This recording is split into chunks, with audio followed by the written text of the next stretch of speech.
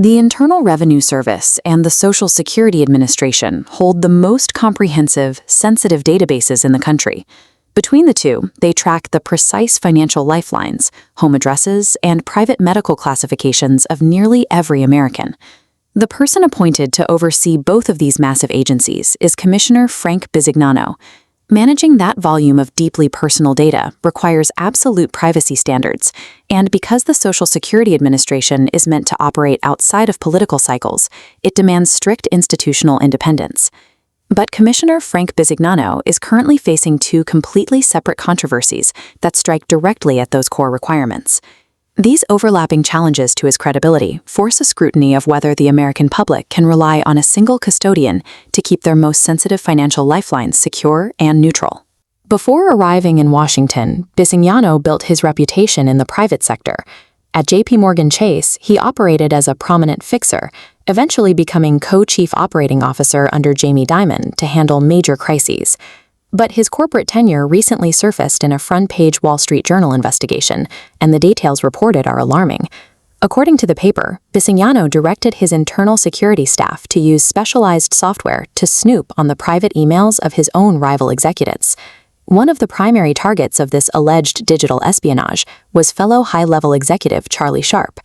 Bisignano categorically denies the events took place. During a CNBC interview, he called the claims bad journalism, reliant on unnamed sources, noting that he and Sharp remain friends.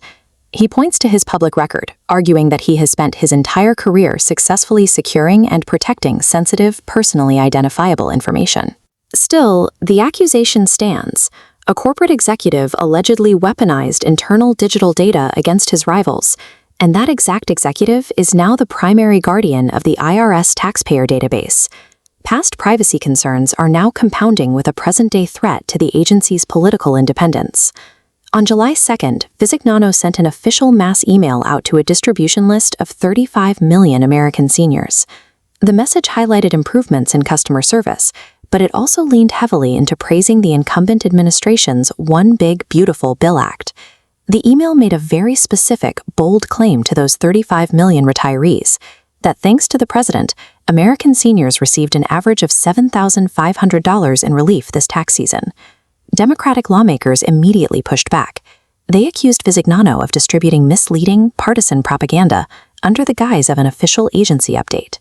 Utilizing the Social Security Administration's massive reach to boost an incumbent's legislation violates the basic expectation that the agency operates free from partisan influence. This side-by-side diagram illustrates the massive difference between a direct cash refund and a taxable income deduction.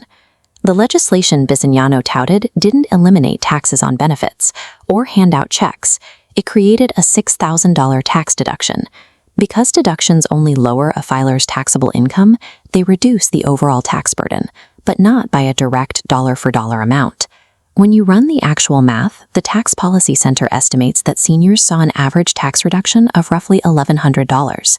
That is a fraction of the $7,500 claimed in the email. The email also omitted a critical detail. Nearly half of all seniors owe no income tax in the first place, meaning they received zero financial benefit from this deduction. Pushing a gross overestimate to 35 million retirees demonstrates a willingness to prioritize favorable political messaging over factual mathematical accuracy. Both the private sector surveillance claims and the public sector email controversy center on the strategic use of sensitive information to gain a tactical advantage. In the first instance, the advantage was allegedly corporate. In the second, it was clearly political. Viewed together, they suggest a leadership style that treats institutional data as a tool for leverage, rather than a sacred trust. Weaponizing an official Social Security mailing list sets a truly dangerous precedent for exactly how government resources are deployed. That database exists solely to provide vulnerable people with vital service updates about their livelihoods, not to act as a megaphone for political campaigns. When ethical lines are blurred at the highest levels of these agencies, the victims aren't just rival executives or political opponents. The true casualty is the American public's faith in the independence, security, and integrity of the institutions they rely on to survive.